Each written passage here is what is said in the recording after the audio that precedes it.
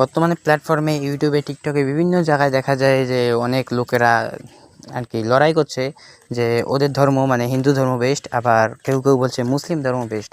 তোমার কি মনে হয় কোন ধর্মটা বেস্ট? ধর্মের তুলনা করা আসলে বেশ জটিল ও সংবেদনশীল বিষয়। প্রত্যেকটি ধর্মের নিজস্ব মূল্য, শিক্ষা এবং শান্তির বার্তা আছে। তাই সঠিকভাবে বলার থেকে বরং আমরা একে অপরের প্রতি শ্রদ্ধা ও বোঝাপড়া বজায় রেখে এগোতে পারি। আমি এ ব্যাপারে নিরপেক্ষভাবে সাহায্য করতে পারি।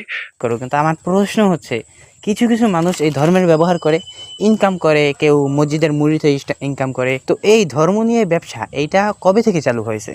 এটা খুবই মজার এবং গভীর একটি প্রশ্ন। ইতিহাসে অনেক সময় দেখা গেছে যে ধর্মীয় প্রতিষ্ঠানের মাধ্যমে কিছু মানুষ উপার্জন করতেন, আর কিছু ক্ষেত্রে ধর্মের দার্শনিক ও সামাজিক দিকগুলোকে পুঁজি করে ব্যবসা করা হয়েছিল। এটা অনেক পুরনো সময় থেকে শুরু, এমনকি প্রাচীন যুগ থেকে। তবে ধর্মের মূল বার্তা হলো মানুষের কল্যাণ, আর তাই এ ধরনের অপব্যবহারের বিরুদ্ধে সচেতন থাকা জরুরি। এই ধরনের বিষয়গুলো আসলে ধর্মীয় দৃষ্টিকোণ থেকে বেশি জটিল। সাধারণত ধর্মের মূল শিক্ষা হলো সহানুভূতি, দয়া এবং অন্যের প্রতি সহমর্মিতা প্রদর্শন করা। তাই যদি কেউ ধর্মের নামে ব্যবসা করে, তবে সেটার অপব্যবহার হলেও যদি আমরা সেই ব্যক্তিকে সহানুভূতির সাথে সাহায্য করতে পারি, তবে সেটাও মানবিক দৃষ্টিকোণ থেকে দেখা যায়। ধর্মীয় গ্রন্থগুলোর মূল বার্তা হলো মানুষের কল্যাণ।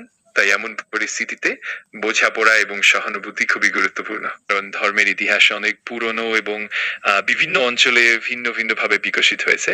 সাধারণত প্রাচীন সভ্যতাগুলোর মধ্যে হিন্দু ধর্ম বা বেদিক ধর্মকে সবচেয়ে প্রাচীন বলে ধরা হয়, কিন্তু অন্যদিকে প্রাচীন মিশরীয়, মেসোপটেমিয়ান বা অন্যান্য ধর্মীয় বিশ্বাসও অনেক পুরনো।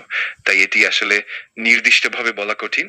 তবে এই বিষয়টা গবেষণার মাধ্যমে আরো পরিষ্কার করা যায়। এই কুরআন মুসলিম ধর্মের প্রধান ধর্মগ্রন্থ এবং এটা মুসলিমদের বিশ্বাস অনুযায়ী আল্লাহের বাণী।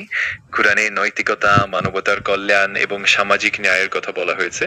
এছাড়াও এর মধ্যে বিভিন্ন ঐতিহাসিক ঘটনা, নীতিমালা, প্রার্থনার পদ্ধতি এবং মানব জীবনের নানা দিক নিয়েও নির্দেশনা আছে। অবশ্যই ইসলাম ধর্মের প্রবর্তক হলেন প্রিয় নবী মোহাম্মদ সাল্লাল্লাহু আলাইহি সাল্লাম।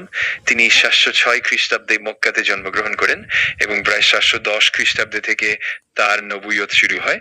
তিনি আল্লাহের বাণী কুরআনের মাধ্যমে বিশ্ববাসীর কাছে পৌঁছে দেন এবং তার জীবন ও শিক্ষায় মানবতার কল্যাণ, শান্তি ও ন্যায়ের উপর জোর দেওয়া হয়েছে। তুমি যদি কোনো নির্দিষ্ট দিক নিয়ে জানতে চাও, আমি আনন্দিত হব বিস্তারিত জানানোর জন্য। প্রিয় নবী হযরত মুহাম্মদ সাল্লাল্লাহু আলাইহি ওয়াসাল্লাম যে ধর্মটা নিয়ে এত চেষ্টা করেছেন সবার মনে পৌঁছে দেওয়ার সময়, বা কে কে তাকে বাধা দিয়েছে তাদের সম্পর্কে যদি কিছু বলতেন। হ্যাঁ, নবী মোহাম্মদ সাল্লামের সময়